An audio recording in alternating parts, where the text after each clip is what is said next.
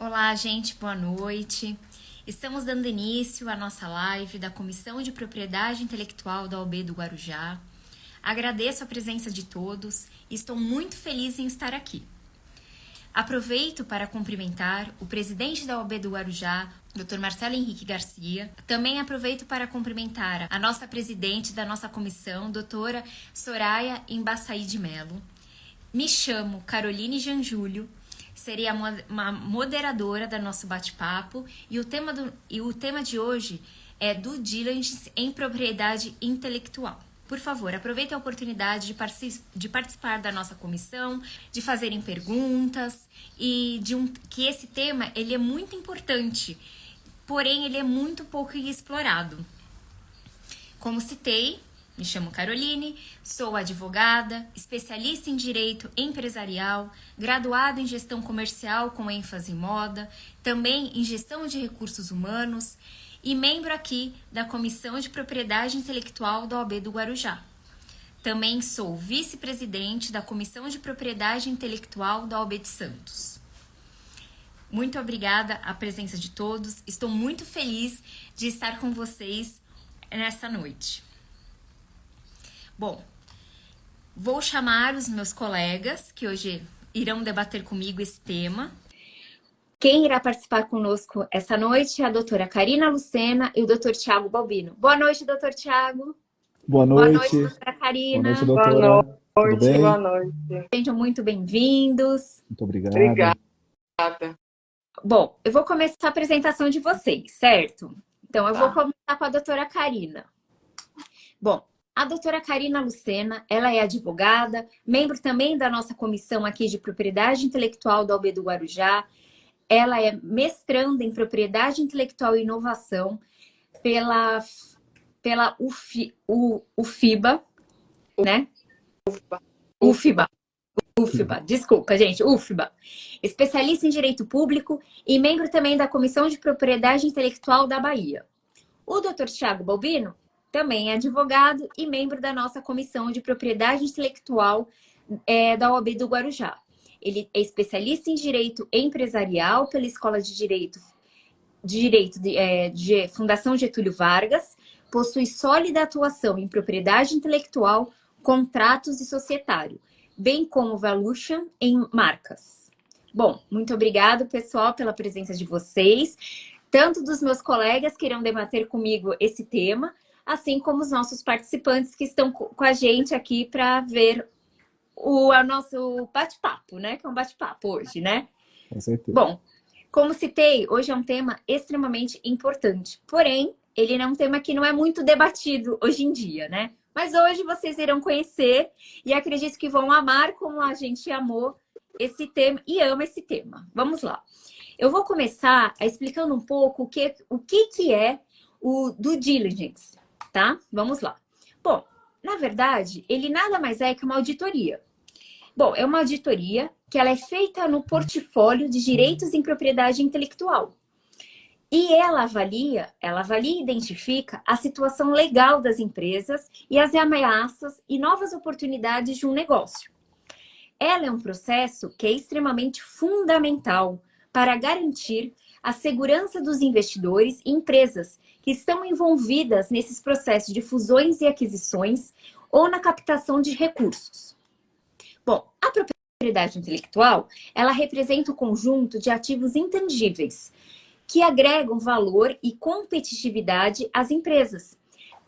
Tais como, né, patentes, marcas, direito autoral, desenho industrial, segredos comerciais, entre outros. Bom, e para assegurar essa proteção desses bens, né, e evitar umas disputas futuras, ele é crucial, gente, é de extrema importância mesmo, realizar uma análise completa de todo o inventário da propriedade intelectual dessa empresa, né, assim como os seus registros e possíveis conflitos administrativos e judiciais. Bom, agora nós vamos entender um pouco melhor com o Dr. Tiago o porquê que é necessário fazer essa due diligence, porque ela é realmente de extrema importância. Por favor, Dr. Tiago. Vamos lá, Carol, muito obrigado aí pela colocação. Acho que é fundamental a gente trazer esse tema hoje aí para quem está assistindo a gente, né? A due diligence, né, nada mais é do que uma auditoria legal, né? Você tem vários tipos de due diligence que podem ser feitos ali dentro do contexto de uma operação societária, de fusão, aquisição. Ela pode ser uma due diligence trabalhista, uma due diligence contratual, e aqui no nosso caso, que a gente vai falar hoje, da due diligence dos ativos de propriedade intelectual, né, dentro do portfólio de ativos intangíveis da empresa. Em que contexto a gente fala em due diligence? A due diligence ela acontece dentro de uma etapa de negociação ali de uma operação de M&A, né, de fusões e aquisições. E você sempre vai olhar due diligence pelo olhar da parte compradora, daquela empresa ou daquele investidor que tem a intenção de adquirir uma participação ou adquirir um portfólio relevante de ativos intangíveis de uma empresa-alvo, né? Vamos chamar essa empresa vendedora desses ativos ou de uma participação societária de empresa-alvo. Então, a due diligence ela é um trabalho que é feito por um profissional, falando aqui em due diligence de PI, né? Que é feito por um profissional que tenha conhecimentos especializados em propriedade intelectual, porque é extremamente necessário conhecer todas as nuances que envolvem a titularidade desses direitos de propriedade industrial, a correta proteção, a completude dos registros, a forma de utilização no mercado, se condiz com os registros que foram obtidos, né? Então, essas informações, elas são muito importantes, porque a gente fala hoje, né, até isso foi colocado ali dentro da apresentação da live, de uma sociedade de base tecnológica. As empresas hoje têm, muitas vezes, nos seus ativos intangíveis, o seu patrimônio mais valioso. Então, não raro a gente percebe aí muitas operações de M&A em que uma marca registrada, uma patente de invenção, acaba sendo o ativo de maior valor agregado, justamente porque são ativos que têm uma capacidade de geração de fluxo de caixa para aquela empresa, né? Então, o investidor ele vai olhar isso, né? Hoje a gente fala muito que o intangível ele tem mais valor do que maquinário, né? Do que ativo imobilizado, inclusive. Então, é nesse contexto que se faz importante, justamente porque você fazendo uma auditoria legal de forma profissional, você vai conseguir dar suportar a decisão de investimento do seu cliente, que é a parte compradora, para que ele tome uma decisão fundamentada, para que ele tome uma decisão conhecendo de fato quais são os ativos que ele está adquirindo ali dentro da cesta, né, da empresa-alvo. E isso pode muitas vezes impactar no preço da negociação. Então, por exemplo, às vezes você está ali numa operação de M&A em que o ativo intangível, que é muitas vezes o motivo determinante pelo qual aquela operação pode acontecer, ele não está devidamente protegido. Isso precisa ser colocado no relatório de auditoria para que o seu cliente, né, a parte compradora, ela possa, de repente, fazer uma nova proposta, uma contraproposta, ou ajustar a precificação daquela participação societária que ele quer adquirir, né? Isso é muito comum, gente, em rodadas de investimento de startups. Então, seja para venture capital, private equity, até mesmo aquelas rodadas iniciais, a gente chama de seed capital, né, capital semente. É muito comum que o investidor anjo, aqueles fundos de investimento de risco, eles avaliem a condição dos ativos intangíveis para que eles possam precificar de forma correta aquela empresa, aquela participação, ou até mesmo desistir daquele deal, né? Desistir daquela transação, porque pode ser que aquele ativo que ela achou que existia, na verdade não existe, ou não está devidamente protegido, né? Então, acho que assim, é muito importante entender que não é obrigatória fazer essa auditoria, mas ela é extremamente importante. Ela é altamente recomendável. Empresas que fazem essa auditoria, elas conseguem tomar decisões de investimento de maneira muito mais racional, né? Acho que dito isso, a gente pode começar a falar agora de como que é feito, né? A gente falou por que fazer a auditoria. Acho que é legal a gente falar como que se faz uma auditoria legal de PI, um trabalho de due diligence em propriedade intelectual. Esse trabalho passa necessariamente por uma série de etapas, de tarefas, de análise, verificação de documentos legais que deve ser feito, né? A gente chama de trabalhos de auditoria. E aí a gente vai começar a falar aqui com vocês agora em que etapas a gente pode dividir esses trabalhos de auditoria, quais são os aspectos que a gente tem que levar em consideração para que depois a gente consiga construir tudo isso dentro de um relatório que a gente vai entregar para o nosso cliente, né, que é o nosso entregável dentro desse serviço de due diligence de PI. Boa noite a todos. Tiago falou muito bem, né? Explicou, conceituou muito bem. E a nossa intenção aqui com essa live é também, além de trazer à baila aqui esse tema tão interessante, mas pouco debatido, é fazer com que também nossos colegas se despertem para essa área, porque é muito instigadora, muito interessante. Você vê Tiago falando, ele fala com muita paixão mesmo, porque é de quem vive, né, essa área. Então, A gente vai trazer aqui a prática agora, o que é que a gente deve fazer dentro dessa due diligence, já que é uma auditoria que não é obrigatória, mas extremamente importante para que o comprador, né, como o Thiago falou, na visão do comprador, ele precisa entender o que é que ele está ali adquirindo, quais são os ativos de PI. Nós estamos focados em específico, falar na due diligence de propriedade intelectual. Sabemos que tem uma due diligence em várias áreas do direito, mas no nosso caso, só para ressaltar aqui com vocês, a gente está falando de propriedade intelectual, tá? Então, quais são essas etapas que é importante para um especialista analisar dentro dessa auditoria? Primeiramente, investigar, né, o que é que tem de bens intangíveis daquela empresa. É o que a gente chama do inventário dos bens intangíveis. Então, ele vai fazer um levantamento para saber quais são os ativos, identificá-los, né, conforme a sua categoria, se patente, se marca, desenho industrial, know-how, segredos comerciais, direitos autorais. Como é que se identifica direitos autorais? Se o direito autoral ele não é obrigatoriamente para proteção, ele não precisa ser registrado. A gente vai falar mais para frente sobre isso, mas no primeiro momento você levanta toda essa informação a respeito da empresa. O que é que essa empresa tem verdadeiramente de ativo de PI? Depois, você vai verificar o que é que está registrado efetivamente, aquilo que é possível de ser registrado. Obviamente, vamos desconsiderar os direitos autorais, porque eles não são, como eu já falei, ele não é obrigatório o registro, né? Mas o que é possível ser registrado e o que está registrado de patente, de marca, de desenho industrial, enfim. A gente faz esse levantamento minucioso, bem detalhado. No terceiro momento, a gente faz uma análise do valor desses ativos.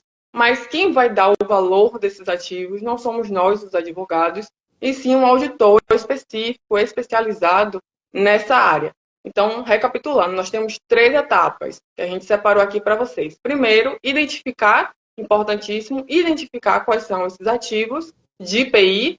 Depois, a gente vai verificar o que está registrado e o que é possível de ser registrado, tá? Direito autoral, ele não precisa de registro, contudo, quem acha interessante pode fazer um registro, um marco temporal através de empresas de blockchain, né, da atualidade ou da própria Biblioteca Nacional, enfim.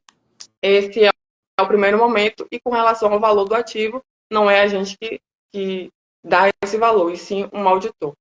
Depois a gente vai para um segundo momento, após analisar o que é que tem de PI, o que é que está protegido e o seu valor, a gente vai ver as disputas judiciais e administrativas.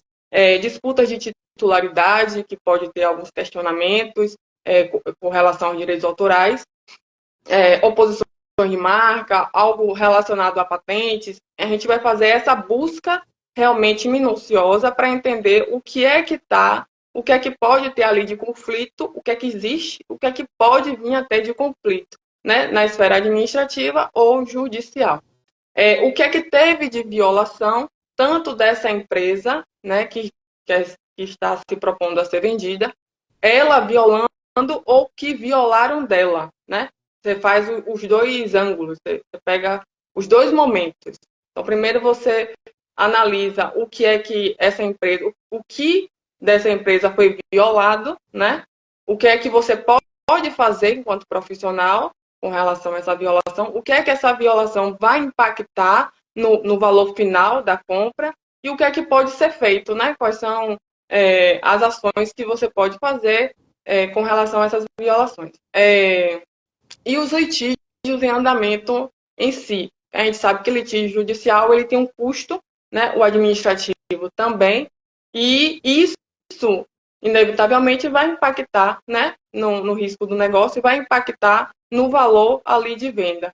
Para mais ou para menos, tudo isso é colocado em um relatório e analisado, né? Por isso que é importante ter um conhecimento aprofundado de propriedade intelectual, para que a pessoa consiga analisar de forma crítica todos esses pontos. Quando se fala em uma auditoria de títulos e documentos de desenho industrial, de marca, de patente, a gente tem algumas bases de dados que o profissional ele pode se valer, né, para poder, por exemplo, das patentes, além do INPI, que a gente tem para marcas e para patentes, e, enfim, desenho industrial, a gente também tem para patentes o PatentScope, né, o Orbit, o Google Patents, o SpaceNet. Então, são ferramentas que o profissional pode se utilizar para fazer uma busca bem minuciosa. Não só aguardar, né, Tiago? Não só aguardar os documentos da empresa, mas essa proatividade, né? Acredito que faz parte, inclusive, eu penso que a proatividade faz parte do advogado. Você tem que ir além. Então, não só esperar os documentos que a empresa vai te dar, né, o acervo que ela tem ali no administrativo, mas também fazer a sua busca, ver o que efetivamente tem no nome dessas empresas, né, da empresa que está querendo ser vendida. E o que é que isso vai interessar para o seu cliente. A gente também pode falar da auditoria de processos, como eu falei anteriormente, mas a auditoria de processos, em específico, a gente vai ter o administrativo, que a gente faz uma análise perante o INPI, fazendo as buscas e analisando os documentos, caso a caso. Temos também a análise judicial, que aí a gente vai se valer das nossas bases, que a gente já conhece, e cada estado desse nosso Brasil tem uma base, né? Tem um programa em específico, então a gente precisa fazer essa busca, procurar entender em que pé está aquele processo judicial, né? E com relação às sentenças arbitrais, uma sentença arbitral, que via de regra elas são sigilosas, então o que é que o profissional vai ter que fazer? Ele vai realmente recolher da empresa essa informação da sentença arbitral, para que ele possa analisar qual foi o teor ali, o que é que realmente aconteceu. É muito comum as empresas optarem por sentenças arbitrais, porque elas não querem, né, serem expostas em litígios. Então, realmente, aí nesse caso, você vai ter que realmente aguardar, optar por receber o acervo administrativo da empresa com a sentença arbitral, né? Sempre se atentando a isso. Tiago, fala também sobre os contratos, que eu falei um bocado. Vamos lá, sim, com certeza. Acho muito importante, pegando até um gancho nessa questão dos procedimentos arbitrais, né, que a Karina colocou, eu acho que isso fica muito claro quando a gente fala de informações que não estão publicadas, né?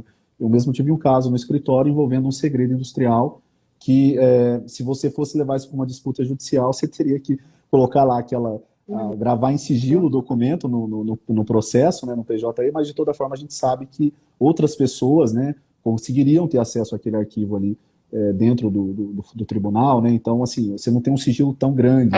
Por isso que às vezes as câmaras... Né? Muito. Exato. Às vezes as câmaras de arbitragem elas fazem mais sentido justamente quando a empresa precisa resguardar uma determinada informação que se caracteriza ali como um segredo industrial, um segredo empresarial, né?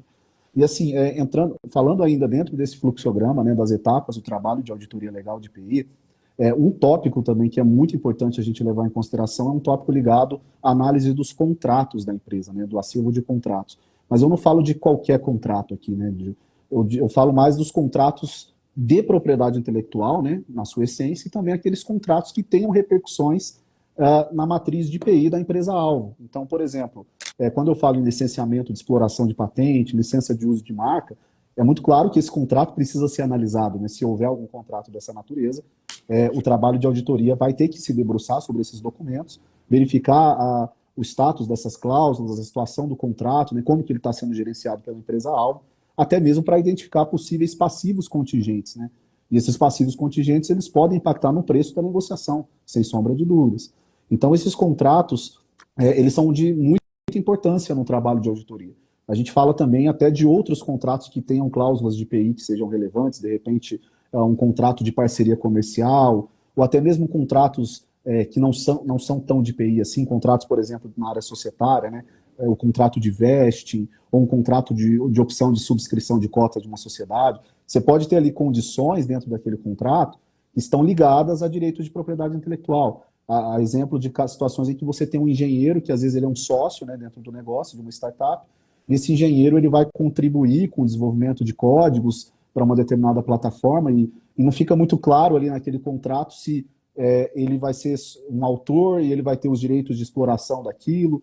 se ele, entendeu? Então é importante analisar se a empresa-alvo ela buscou se resguardar em relação ao seu corpo de profissionais técnicos, se ela assinou, celebrou NDAs, né, termos de confidencialidade e sigilo, com o seu time mais ligado ali àquela área de PDI, né, pesquisa, desenvolvimento e inovação, para evitar discussões futuras mesmo, né, mesmo ligada à titularidade. Então imagina assim, você tem lá uma patente de invenção, ok, ela está devidamente protegida, né, no INPI, só que às vezes você não fez um termo de cessão de direitos com um determinado engenheiro, que ele não foi contratado para desenvolver aquilo, então fica naquela situação, né, da LPI, de você não saber se ele vai ter direito a receber royalties, se não vai. Então é muito importante ter essas situações muito bem claras, e se não houver esses NDAs assinados, por exemplo, esses termos de cessão de direitos, que isso seja reportado no relatório, porque isso pode sim impactar na decisão de investimento do seu cliente, né, a parte compradora. Então a análise desses contratos ela é muito relevante. E eu vou além, né, falando além da situação dos contratos, né, que são os contratos de franquia, né, quando a gente está analisando, por exemplo, uma empresa-alvo, essa empresa-alvo é uma franqueadora. É correto, né, é extremamente importante que você analise os contratos de franquia empresarial que a franqueadora mantém para avaliar os riscos relacionados à propriedade intelectual. Então, se os ativos estão devidamente identificados no contrato, dentro dos anexos, até mesmo ali dentro das cláusulas. E além disso, a gente tem que verificar também ônus, né, sobre os ativos intangíveis. De repente, uma marca pode estar sendo objeto de penhora, uma ação de execução, por exemplo, contra a empresa-alvo, sei lá, uma execução fiscal, a empresa ela não apresentou bens à penhora, o juiz determinou a penhora da marca. E essa penhora foi anotada, né, dentro da margem do registro do INPI. Então, essa informação é muito relevante também, né, para a parte que quer comprar aquela empresa-alvo, né. E ônus também ligados a penhor. Então, de repente, a empresa ela quer tomar um empréstimo no banco ou fazer um determinado financiamento de leasing, coisas desse gênero, né? E ela vai e oferece a marca em garantia, né, daquela operação financeira por meio de um penhor de marca, algo do tipo, né? Isso também precisa ser evidenciado, né, no relatório de auditoria da due diligence de IPI. Então, esses trabalhos de auditoria dos contratos, eles são muito importantes porque eles podem mapear passivos contingentes que, analisando apenas os registros de maneira formal no INPI, talvez não fique muito claro. E isso tem que ser muito bem apontado ali no relatório para que o seu cliente, né, a parte compradora, ela possa até mesmo indagar a contraparte em relação a essas contingências que foram mapeadas, e isso sirva, inclusive, de um instrumento para ela conseguir uma redução do preço, né? Conseguir reduzir o valor da proposta e até mesmo fazer uma aquisição mais vantajosa. Então, por isso que o relatório de auditoria é bem útil, né? E, assim, além desse trabalho da auditoria dos contratos, a gente tem uma outra etapa também, que eu costumo dizer que acho que é a etapa final dentro do relatório de auditoria, que você vai analisar não só os registros do ponto de vista formal, né? Então, por exemplo, eu já vi muito isso na prática. Às vezes o cara fala que fez lá uma pesquisa no INPI e viu que a marca está registrada, mas ficou só por isso mesmo. Às vezes o cara nem é advogado da área, ele não sabe, por exemplo, se a marca está registrada na classe correta, se a marca que está sendo usada no mercado, aquela forma de apresentação, é a forma de apresentação que condiz com o registro no INPI. Então, são informações, às vezes, que é importante um profissional ter um pouco mais de sensibilidade com isso, o profissional de PI tem. Então, por isso que é um trabalho interessante para o profissional que atua com propriedade intelectual. Porque aí você consegue colocar no relatório, por exemplo, que aquela marca que vai ser adquirida naquela operação é uma marca que já sofreu desgaste, uma marca que já está diluída, né, sofreu uma diluição. Se a gente fala, por exemplo, em desenho industrial, é muito comum. Às vezes a empresa vai e registra lá um monte de desenho industrial para vários produtos, né, e ela coloca aquilo como uma vantagem competitiva, só que aí você vai avaliar o registro, ele não tem exame de mérito, é um registro, aquele registro automático, né, sem fazer o exame de mérito da originalidade, da novidade do desenho. Então, na verdade, você não tem um monopólio ali garantido de maneira robusta, né, com certificado em relação à originalidade e à novidade do desenho. Em patentes, por exemplo, se você não tem muito claro, falando até, voltando na questão dos contratos, né, muito claro, quem são os inventores, quem inventou o quê, qual foi a contribuição, se eles assinaram um termo de cessão de direitos para a empresa, isso pode dar problema, isso pode ser um problema muito sério, às vezes com ações trabalhistas, não é raro, tá? Acontece de ex-funcionários, engenheiros de uma determinada indústria, ingressarem com uma reclamação trabalhista reivindicando direitos sobre uma determinada patente. Se a empresa não se resguardou em relação, faz toda a diferença. É fundamental que tenha esses contratos muito bem desenhados, né? Então, esses aspectos mais materiais, né, quando a gente fala da auditoria nessa etapa, a gente vai analisar mais essas questões materiais, né? que vão além do registro, vão além da carta patente. Você analisar, falando de patentes mesmo, analisar se às vezes é um modelo de utilidade, sei lá, mas é um modelo de utilidade que tem um quadro reivindicatório muito genérico. Às vezes tem a carta patente, mas você vai olhar as reivindicações ali, junto com um engenheiro, um agente de propriedade industrial formado naquela área específica, né, naquele campo tecnológico, você vê que é um quadro reivindicatório muito amplo, que às vezes numa ação de infração você vai ter um pouco de dificuldade de provar ali que houve a violação. Então, às vezes tem a patente, mas não é uma patente tão valiosa, tão forte, né? O jargão aí do mercado, essa patente sua não é muito forte, eu já escutei muito isso. Então, essas questões, que são muito mais específicas da área, é uma sensibilidade que somente o profissional de TI consegue ter, né? Então, por exemplo, quem faz muita auditoria, advogados da área societária, eu entendo que muitos advogados da área societária não têm condições de fazer uma análise tão profunda, né, dentro do acervo ali, do portfólio de ativos intangíveis de uma empresa-alvo, como um advogado de IPI consegue fazer, né? Por isso que é importante abrir esse leque de oportunidades, porque ele existe, né? E as operações de M&A, elas acontecem, né? A gente não fala só de M&A de grandes companhias abertas, a gente fala de M&A de startup, de empresa de base tecnológica, que vai receber um investimento, às vezes, de um fundo ali de venture capital. Então, são coisas que são acessíveis, né? Digamos assim. E assim, esse trabalho da análise material, né, ele pode muitas vezes até impactar na decisão de investimento, porque se de repente você vai analisar uma patente de invenção lá que a empresa-alvo ela tem, e aí você descobre que às vezes ela tem uma divulgação anterior que ela mesma fez, antes do período de graça, antes do período de um ano, né? Isso pode ser um problema, né? Se alguém conseguir ter acesso àquela publicação, a patente ela é passível de anulação.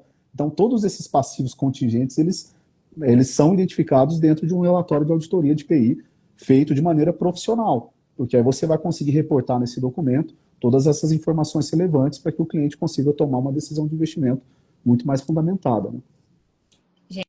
Ô, Tiago, só fazendo um pequeno comentário que o Tiago falou do feeling, né, que o profissional ele precisa ter. Eu concordo assim plenamente, porque eu entendo que o advogado que vai trabalhar com a auditoria, ele precisa entender, além de propriedade intelectual, ele precisa ter uma certa noção de negociação, porque existe o timing da coisa, né? Ele vai ter todas essas informações, ele vai ter um relatório em mãos que ele mesmo vai produzir, então ele vai ter informações preciosas, mas existe o time, existe o momento de você negociar, em que momento você faz isso. Então é importante também, até para a gente abrir aqui nossos horizontes, que o profissional ele não enxergue apenas a lei, não enxergue só aquilo que está nos documentos em específico, né? Mas que tenha uma visão ampla da coisa, entenda como é que funciona o mercado, que isso também é muito importante. Às vezes a gente briga, enquanto advogado de uma empresa, a gente briga por algo que para a empresa não é bem assim,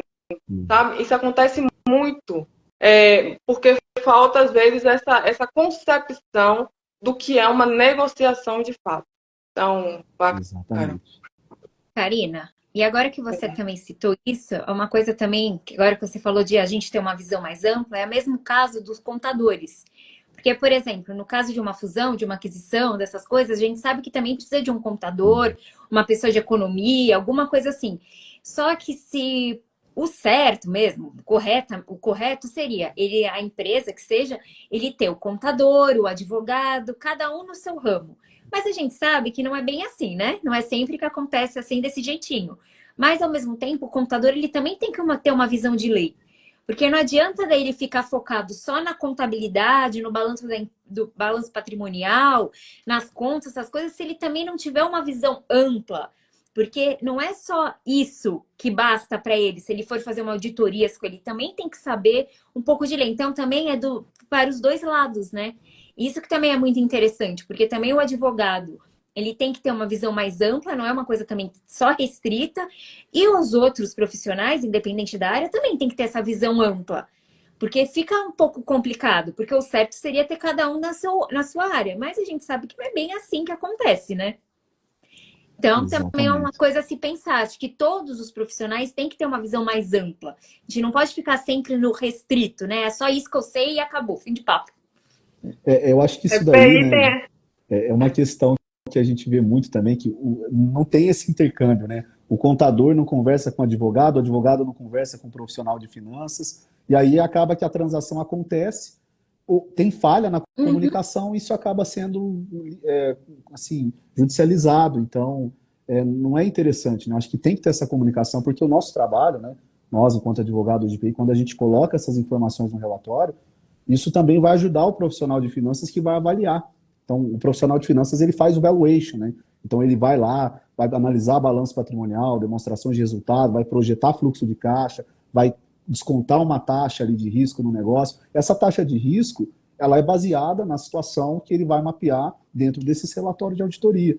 Então, quanto mais contingências a gente identifica, né, numa due diligence de PI, maior vai ser essa taxa de desconto que o profissional de finanças ele vai colocar ali no valuation dele, na hora que ele for fazer a avaliação, para depois o cliente apresentar a proposta. Então, é um trabalho muito interdisciplinar, né? Eu acho que o advogado, o contador, o profissional de finanças, eles andam juntos dentro de uma operação de M&A, né? E até melhor, né? Eles serem colegas nesse quesito do que cada um ter o seu próprio caminho, porque ambos se conversam, ambos se ajudam. Só que você também tem que ter essa consciência, né? Que na verdade um tem que ajudar o outro. Ninguém é inimigo, né? Eles têm que ser Exato, amigos, né? com Nesses certeza. casos, né? Que eu digo. Bom, agora, muito obrigada pela explanação de vocês, foi excelente, mas, por favor, eu queria saber mais uma coisa. Bom, mas depois de toda essa análise, de toda essa investigação que a gente precisa fazer, né? Quais ações corretivas que a gente pode fazer? Então, quando a gente fala em ação corretiva, o que a gente pode imaginar, né, dentro ali do contexto desse trabalho de due diligence de PI? Primeiro, você, dentro da estrutura do relatório, você vai colocar ali todas essas constatações, né? Então, esse mapeamento que foi feito de contratos, de processos, dos ativos em si, dos registros, da situação material dos ativos. Feito isso, aí o profissional, o que é mais adequado, né? O profissional, ele coloque ali uma espécie de legal opinion, né? Quais seriam as possíveis recomendações que poderiam ajudar, auxiliar a reduzir um pouco essas contingências, né? Então, por exemplo, a marca está registrada na classe de produto, mas a empresa também atua com franquia. Então, é importante também buscar proteção no segmento específico de franchise. Então, é um caso de você colocar ali na recomendação o registro da marca também naquela classe específica de franquias, né, 35, enfim. E isso você consegue remediar, né? É claro que vão existir algumas contingências que vão ser mapeadas no relatório, que muitas vezes não tem como você remediar. Então, às vezes, você tem ali uma determinada tecnologia que a empresa tem, que a princípio você pode perceber que ali pode ter um segredo, né? E aí a empresa tem uma publicação que ela fez em uma página no exterior e aquilo está divulgado e alguém consegue ter acesso àquilo. É que ninguém viu ainda. Então, vamos dizer assim, aquilo poderia ser um problema. Eu posso, de repente, até conseguir anular uma patente concedida ou usar aquilo como uma prova de anterioridade para poder utilizar, dizendo que já está em domínio público. Então, são situações que é difícil de remediar, né? Então, acho importante, dentro ali, né, das ações corretivas que você pode colocar, que são basicamente as recomendações, você colocar, separar aquilo que é possível de ser corrigido, daquilo que é um pouco mais próximo dali daquilo que é irremediável. Então, dentro de contratos mesmo, às vezes você pode identificar ali diversas brechas, imprecisões, né, nas redações do contrato e propor aquilo para que aquilo seja corrigido, alterado. Então, existem maneiras de você colocar isso ali dentro do relatório. É basicamente uma espécie de legal opinion, né, que você coloca, mas mais no sentido de recomendações que poderiam reduzir essas contingências ou até mesmo aumentar oportunidades. Então, às vezes, a empresa, você pode apontar ali dentro do relatório que é possível maximizar o valor de determinado ativo, realizando, por exemplo, o registro de um determinado direito de propriedade intelectual, às vezes um desenho industrial, não sei, vai depender muito do que a gente esteja falando. Mas isso pode ser colocado no relatório também, né? Quase que um trabalho de consultoria ali, que você pode fazer ali dentro do contexto de um M&A de como melhorar ainda mais a proteção dos ativos intangíveis da empresa-alvo.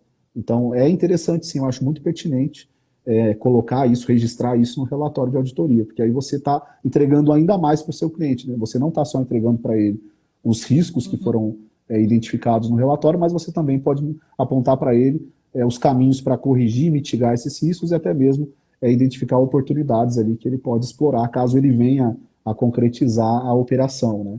Com relatório seria uma consultoria, né? Uma coisa bem mais completa, né? Isso, o relatório de auditoria ele é um documento, né, que você reúne todas essas informações. Uhum. Ele vai ter ali dentro dele, você vai ter um anexo, né, vários anexos que são os documentos que você consultou, igual a Karina bem pontuou, né, a base de dados que você utilizou para identificar esses ativos e apontar ali quais são os riscos e oportunidades associados a esses ativos, né? E ali, esse documento, você entrega esse documento para o cliente, né, para a parte compradora, para subsidiar a decisão de investimento dela, né? Perfeito. Bom, agora eu vou trazer para vocês dois casos concretos, um mais antigo e um mais recente, para melhor entendimento do que são essas fusões, o que são essas aquisições, os ativos intangíveis, só para a gente entender, né, mesmo? Então, primeiro, um primeiro caso que é o mais antigo é quando o Santander ele adquiriu o Banespa. Isso foi lá no ano de 2000. E o caso mais recente é da Camil, que em 2022 ele adquiriu... a Camil é aquela marca de alimentos, de grãos e alimentos perecíveis e grãos. Ele adquiriu a marca de biscoitos Mabel e o licenciamento da marca Toddy para cookies por 10 anos. Vamos lá, porque tem aqui datas, né, números. Bom, vamos lá. Bom, o Banco Espanhol, que é o Santander, ele na época, ele pagou 281%, é muita coisa, gente, a mais pelo Banco Paulista, em uma negociação que ultrapassou a casa dos 7 bilhões de reais. Naquela época, o Unibanco, ele era o detentor do segundo maior lance, e o lance dele foi de 2 bilhões. É alto, né? Mas não chega aos pés dos 7 bilhões, né? Bom, aí você pode se perguntar assim, nossa, mas por quê que o Santander quis pagar tão alto pelo Banespa, que é um banco brasileiro? Porque o Santander, ele é um banco espanhol, né? E por que os bancos brasileiros, eles praticamente não se interessaram, não quiseram comprar o Banespa, né? Aí a gente pensa assim, que assim, no setor de serviços, as aquisições, elas são direcionadas e fundadas pelos ativos intangíveis. Tanto é que a Karina já comentou, o Thiago também já comentou que seriam esses ativos intangíveis. Bom, por exemplo, a carteira de clientes, o capital humano, o conhecimento do mercado interno, dos sistemas, os seus processos e a penetração de mercado são alguns dos motivos que fizeram com que o Santander tivesse interesse em comprar o Banespa. Bom, o Banespa, naquela época, ele já possuía uma boa imagem, né? Ele tinha uma penetração de mercado e, além disso, ele tinha um excelente posicionamento entre as estatais e os servidores públicos do estado de São Paulo. Bom, para o Banco Espanhol, isso, na verdade, era uma joia. Na verdade, ele é assim, ganhou na loteria, né? E para os bancos nacionais, provavelmente isso não teria, assim... Na verdade, não era tão irrelevante. Na verdade, era um fato irrelevante. Porque o que acontece? Os bancos nacionais, os bancos brasileiros, eles já estavam aqui dentro, né? Eles já estavam no Brasil, eles já eram brasileiros. Então, o que aconteceu? O Santander, ele, comprando o Banespa, ele teve a entrada no mercado brasileiro. Então, você imagina, é um banco espanhol que ele conseguiu entrar no mercado brasileiro, comprando o Banespa, né? Então, tanto é que depois de uns 5 anos depois dessa aquisição, porque isso foi em 2000, e lá para 2005, mais ou menos, ele já estava deixando de lado a marca Banespa. Então, ele já conseguiu fazer com que as pessoas entendessem que agora a Banespa não existir mais, né? A marca Banespa, que seria a marca Santander. Bom, aí o que é importante frisar nesse caso? É que a manutenção da marca, ela pode trazer muitas vantagens para o comprador. E foi o que aconteceu no caso do Santander, né? Comprando ele. Aí vamos lá. O caso concreto mais recente é da Camil. Bom, a Camil, todo mundo conhece, ela vende muito arroz, feijão. Na verdade, são grãos.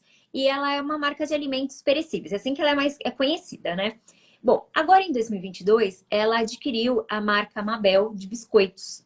E além disso, ela conseguiu o licenciamento por 10 anos para utilizar a marca Toddy, mas é só em cookies. Desculpa, gente, que comentaram aqui, eu fui parar para ler, né? Bom, o Vitor, rapidamente, comentou assim, teve uma abertura de mercado muito maior, tendo adquirido um banco conceituado, que no caso do Santander, com referência ao Banespa. Exatamente. Bom, aí, por exemplo, né, para vocês terem uma noção, a Camil, que adquiriu a Mabel e adquiriu o licenciamento da Todd Cooks, só deixa eu ver, a aquisição foi de muito dinheiro, gente. Foi de 152,8 milhões de reais. Nossa, é muita coisa, né? E também no ano de 2021, não ficou por baixo. A Camil, mais uma vez, ela entrou em outro ramo, né? Então, ela adquiriu, né, a marca Santa Amália, que ela é conhecida por massas. E essa Santa Amália, ela é muito conhecida no estado de Minas Gerais. Então, ela é extremamente conceituada lá. Além disso, ela também conseguiu, na verdade, ela não adquiriu a marca em si, mas ela conseguiu os direitos de utilizar a marca Seleto, que é de cafés torrados e moídos, né?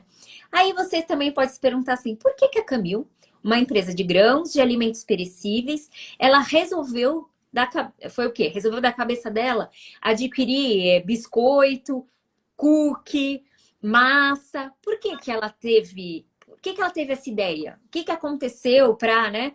Então, o que acontece é aquele negócio. Na verdade, a aquisição, ela tá tanto de 2021 como 2022, ela também teve outras no decorrer do tempo que ela existe. O que que acontece? Ele reforça a estratégia de expansão do crescimento da marca Camil. Então, assim, ele inclui no seu portfólio outros tipos de produtos de um alto valor que agrega, né? Então, na verdade, assim, ele tem agora, não é só mais grãos e arroz, ele também tem a marca União, né? Que é de açúcar, tem aquela marca, o Coqueiro, que é de peixes enlatados, né? Que a gente conhece, sardinha, atum, essas coisas. E, além disso, ele vai ter outras. Então, assim, o portfólio deles hoje em dia é extenso. E isso não às vezes você pode pensar, nossa, mas vai sair totalmente do ramo deles. Só que para eles, ele agrega valor na marca deles, né? Então agora eles têm uma expansão, eles expandiram muito e tem várias marcas aí. E outra coisa, além disso, tanto é que eu peguei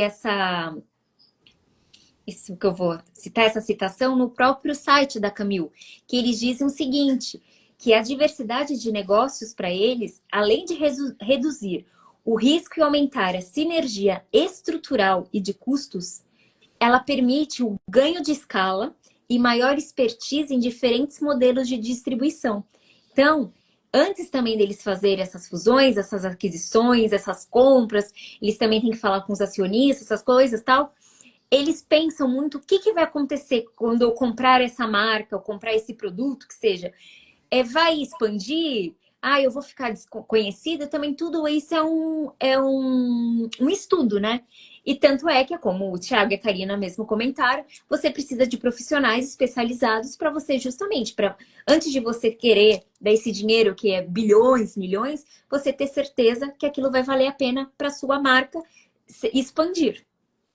É isso. Com certeza. Eu gostaria até de comentar com vocês um caso que eu peguei, né? Porque, para que a gente possa entender, existem grandes casos, existem os casos menores, como o Thiago já falou, porque a auditoria é utilizada para todos os ramos, a auditoria de PI. Só que eu trouxe um caso que todo mundo, de certa forma, utiliza ou já utilizou, que é um caso muito famoso da compra da Motorola, né? Pela Google. E aí a Google, na época, até analisou o potencial com relação à Motorola e à Lenovo, porque a Lenovo pertence à Motorola, e eles analisaram a percepção do público com relação à Motorola e à Lenovo, e eles constataram que, perante o público, a Motorola não estava muito bem vista. Tudo isso, ela agrega valor ou diminui o valor, né, conforme ali a negociação.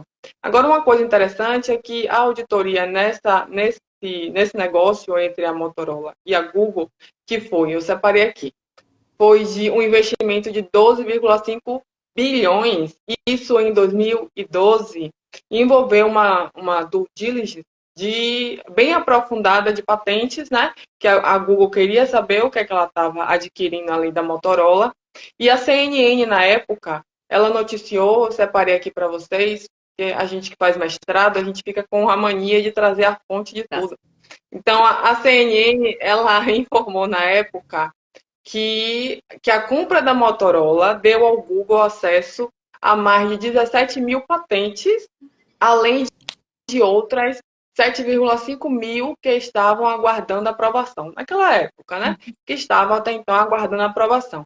Então, vejam que a auditoria, ela como a gente já falou, ela não é obrigatória, mas ela é extremamente necessária. Porque é nessa auditoria que você vai conseguir identificar o que é que aquela empresa tem de valor de propriedade intelectual. Né? Não basta só receber as informações com os documentos da empresa. Quem está adquirindo, ela quer ir a fundo, quer saber efetivamente o que ela está ali adquirindo ou interessado em adquirir. Um outro caso que eu trouxe aqui, porque casos concretos ajudam a gente a compreender, né, o tema. E aí eu trouxe mais um caso, que é o caso da Pfizer com a White, que foi em 2009, faz muito tempo, mas envolveu também uma pesquisa, uma auditoria bem aprofundada de patentes com relação a medicamentos, que é uma empresa farmacêutica, né, a Pfizer, hoje a gente conhece a Pfizer, e a White, que foi adquirida pela Pfizer. E aí o site Faster Capital, eles noticiaram quase que detalhadamente como é que foi essa due diligence, né, dessas duas empresas. E o mais interessante é que tanto a Pfizer quanto a White, as duas fizeram um corpo, né, de pessoas especializadas, né, profissionais especializados em PI, para levantar os ativos das duas empresas e, além disso, eles contrataram uma pessoa de fora, na verdade, eles fizeram um grupo de pessoas de fora, né, com a visão limpa, sem nenhuma influência de nenhuma das duas empresas. Eles pegaram esse grupo e eles também fizeram uma outra auditoria. Então, nós tivemos aí 3 auditorias para que eles pudessem entender qual era a importância, a grandiosidade, né? Aquilo que eles estavam realmente se fundindo, que era, nesse caso, foi uma fusão, né? A Pfizer com a White na época, em 2009. E aí eu peguei um dado aqui desse site Faster, que eles falaram o seguinte, que com essa due diligence, eles identificaram com as duas empresas, a Pfizer e a White, 60 mil patentes e 15 mil marcas registradas em todo o mundo. E, além disso, eles puderam identificar ali os riscos e as oportunidades. Então, foi um trabalho muito minucioso. Nós estamos falando em 2009, né? Estamos em 2024. Ainda é um tema pouco debatido, mas que tem uma importância, uma grandiosidade muito grande, né? Porque você poder fazer uma auditoria de uma empresa, levar ali como uma proposta de negociação todo o ativo, todo o inventário de IPI que aquela empresa tem, é de uma importância que o seu trabalho vai poder, como o Thiago até falou anteriormente, ou você vai, né, aumentar o valor de venda, porque a empresa também vai entender, né, as duas empresas ali fazendo a auditoria, ela também vai entender o que é que ela tem de ativo, o que é que ela tem de valor, ou realmente vai diminuir se tiver erros que não são sanáveis. Então, você pode até diminuir o valor daquela transação, né? Quem está adquirindo vai ficar muito feliz com o seu trabalho. Com certeza. E assim, né, gente, o M&A no final do dia, ele é um casamento, né? Então, a gente vê muita gente falando no mercado que é o seguinte, que é quando 2 mais 2 é igual a 5, para fazer sentido uma operação de fusão, de incorporação, né? Então, não é só adquirir uma marca para aumentar o portfólio, né? É mais do que isso, é trazer sinergia, é o que o jargão ali dos profissionais de finanças, né? Gerar fluxo de caixa, aumentar o valor para os acionistas. Então, no final do dia é isso. As fusões, as aquisições, elas visam trazer mais valor para aquela empresa, né? Trazer uma posição de mercado que realmente vai conseguir agregar muito para os sócios daquela empresa, né? Então, acho que o M&A ele faz muito sentido nessa linha, né? E claro, né, acho que isso ficou muito claro para todo mundo. A gente não fala de M&A só de compra, de participação societária, né? Não é apenas a incorporação ou a fusão, né? A gente fala também de operações isoladas, de cessão de marca. Então, até o exemplo mesmo que a Carol trouxe aqui da Camil, foi uma cessão de marca, foi uma operação de cessão, que também teve que passar pelo crivo, né, da autoridade antitrust, né? O CAD precisou analisar se aquela cessão de marca não ia causar algum impacto do ponto de vista macroeconômico. Então, a gente não fala só de societário, né? Não é só incorporação, fusão, incorporação de ações, a gente fala de cessão, às vezes é só a compra de uma patente, aquisição de uma marca. Então, isso é um M&A, digamos assim, né? Se houver, claro, essa intenção de colocação dessa marca no mercado, para geração de mais receitas, enfim. Então, é um assunto muito relevante. Eu acho que existe uma crença de que isso é da realidade muito mais dos advogados da área societária, e eu entendo que isso não é verdade. Isso é uma área que nós, advogados de PI, a gente consegue trabalhar dentro dessa área aí com bastante desenvoltura, né? Porque exige um conhecimento muito especializado. E é interdisciplinar, né? A gente já está acostumado a lidar com essa interdisciplinariedade que é inerente do direito de PI, que a gente trabalha com patentes, você tem que conversar com o engenheiro, né? Com o pessoal da área do direito autoral, entretenimento. Então, essa área de M&A é a mesma coisa, você vai lidar com contador, você vai lidar com financista. Então, eu acho que existe um oceano azul de oportunidades aí que pode ser explorado por muito profissional bom. Com certeza. Gente, alguém tem alguma pergunta? Alguém quer falar alguma coisa? Não? Eu vou fazer que nem leilão, gente. Dou-lhe uma, dou-lhe duas. Eu acho que tem algumas perguntinhas ali no chat, viu, Carol? Peraí.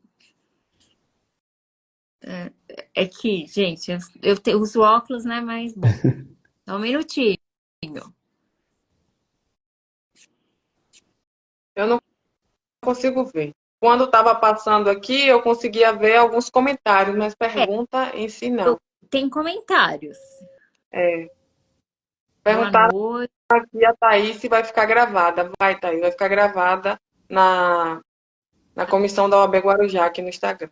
Sim, exatamente. Vai ficar gravado. Ninguém assim? Ó, teve uma dúvida ali da Karina Janjúlio. Peraí, que A eu não tô para...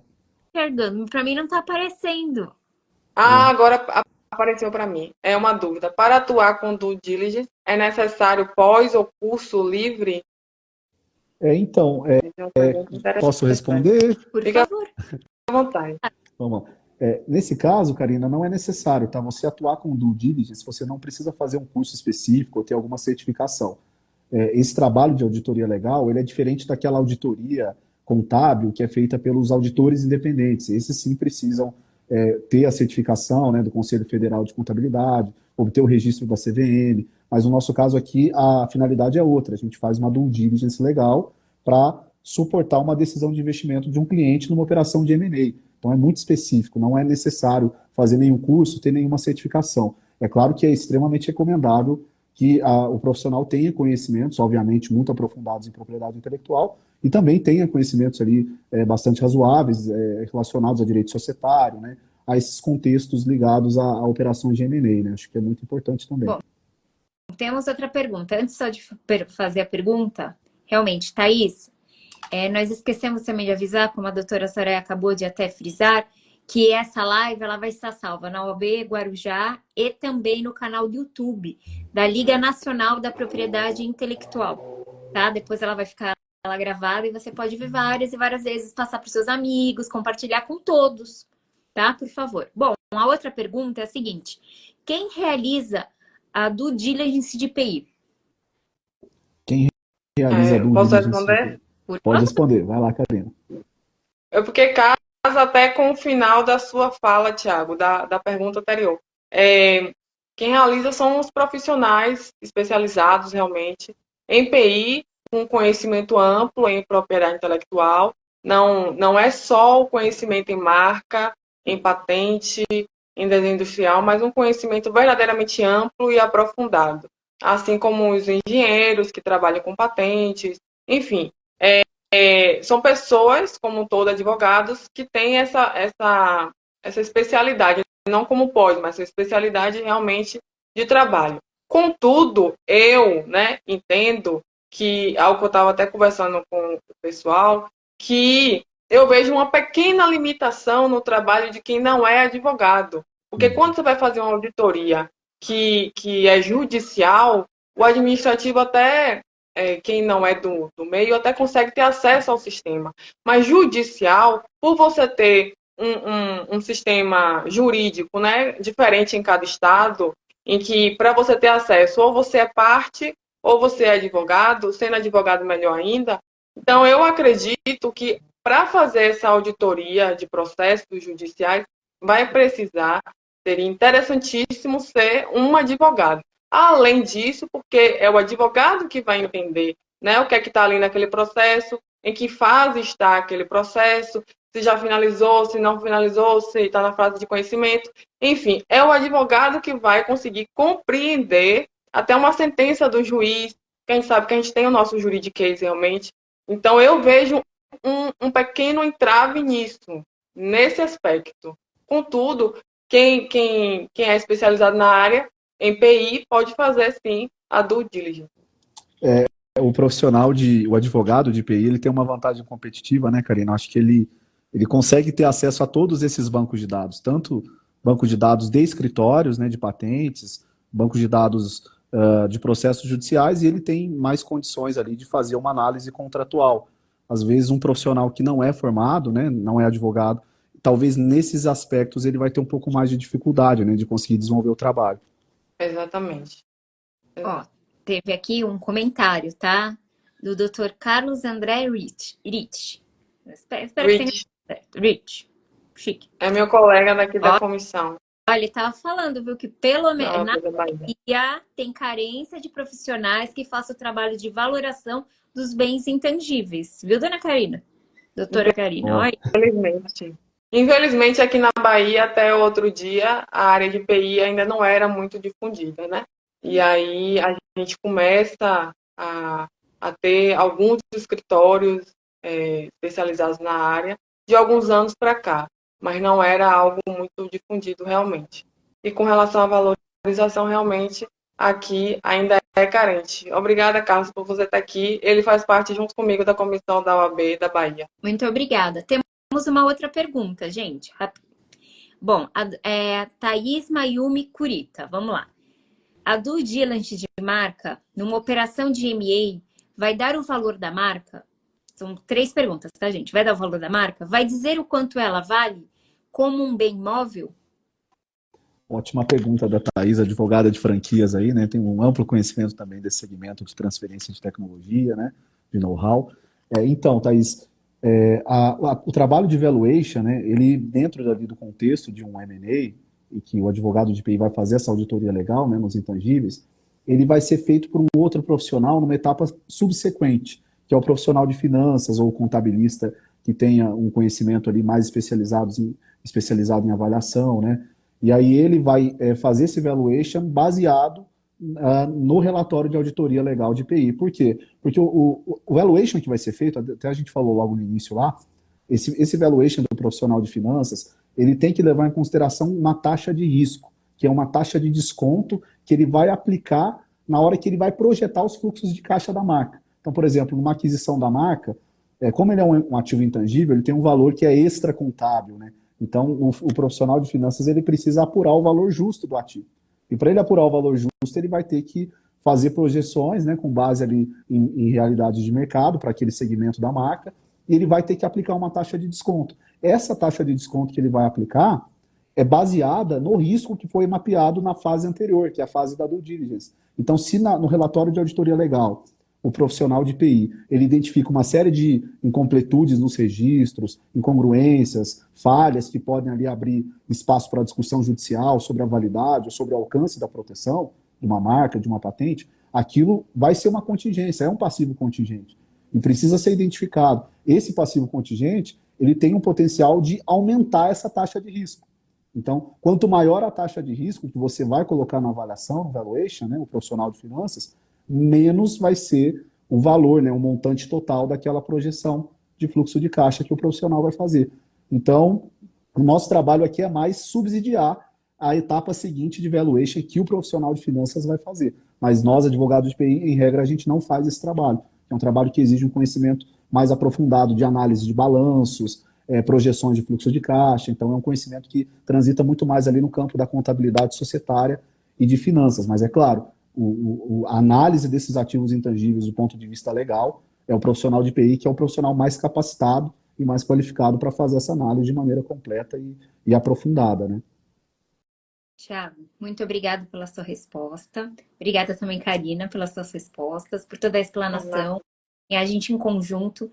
O nosso bate-papo está maravilhoso. Bom, eu sou suspeita, né? Eu adorei. Para mim foi sensacional, mas infelizmente nós temos que encerrar, porque já deu mais de 1 hora de live. O Instagram não é lá muito confiável, né? Ele pode, a qualquer momento, desabar com a gente aqui, né? Então, mais uma vez, eu quero agradecer a companhia de vocês por esse bate-papo, por esse encontro de um tema tão importante, como a gente várias vezes já citou, e que ele ainda é um pouco, não é tão explorado, mas desde agora eu tenho certeza que será muito mais falado, discutido, muita gente vai se interessar. Também quero agradecer mais uma vez a presidente da nossa comissão de propriedade intelectual aqui da OAB do Guarujá, a doutora Soraya Embaçaí de Mello. Muito obrigada por nos proporcionar essa live da nossa presença aqui, de a gente poder discutir esse tema. Obrigada. Também agradeço muito a presença de todos que começaram aqui com a gente, que estão até agora, independente. Obrigado pelas perguntas, obrigado pelos comentários.